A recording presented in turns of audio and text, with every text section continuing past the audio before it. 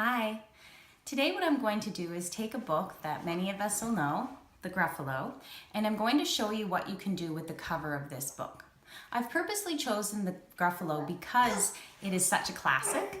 As you can see, I have it in a board book. I've been reading it to my daughter since she was very young. But we continue to read it today because the story is so good. So again, what I'm trying to do here is show you with varying ages and interests what you can do with a book. And I'm going to start with the cover. So the first thing I like to do with the cover is read the title. So The Gruffalo, I read that to the children. You can talk a little bit about the title. What does the title tell us? Well, the title often tells us what the story is about. Extending that further, you could say, so, the Gruffalo. Well, what do you think our story is about? Who's the Gruffalo?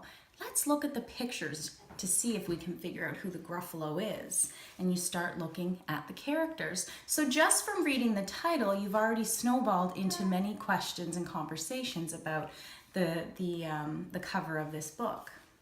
The other thing I always do is read who the author and illustrator is.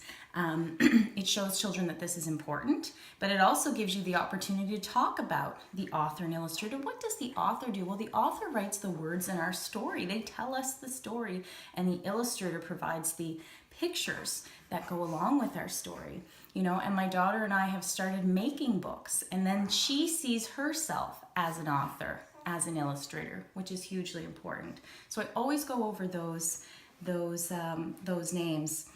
I ask, let's talk about who we see. So if we think back to some of the skills I've given, talk about narrative. Narrative includes setting and characters. So looking at this cover, where do you think this book is set? I got my little guy behind me. What do we see? So we see the blue sky, we see trees. Oh, down here I see some leaves on the ground, some wild mushrooms. Where do you think they could be? And I'm sure you'll get responses. The woods, the forest. And then, second piece, characters. And already on the cover of our book, we're seeing our main character, the Gruffalo. We're seeing the mouse. We have a little bug down here, butterfly, and a bird. So all this talk that you can do just with the cover of our book. And that's not even getting into some of the literacy skills. So if we think about print knowledge and uppercase letters, great opportunity to talk about uppercase letters with this title because it's all in caps. And you can point out the letters, you can count the letters. Let's count how many letters are in this word.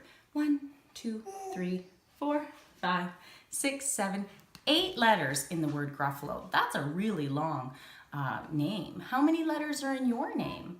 And then you could count them on your fingers with your child. Perhaps your child's name might be George. George, I see the first letter in your name in this word. Can you see it? And have them point to it for you. So there's all different ways you can do this and individualize this for your child to, again, make them feel successful, because we really want them to be successful, challenged for sure, but give them some successes. When I read with my child, I've had this question a few times, when do you point out that she's made an error? It really is kind of the feeling of her, what is her temperament that time when she's reading? Have I already pointed out a couple things? Is it really going to change the gist of the story for her? And if not, and she's tired and kind of giving me some clues like back off, Mom, then I let it go. And the next time you catch a couple other things. So I wanted to go over the cover, give you a few things you could try to do with it, and wish you luck, and would love to hear how you're making out.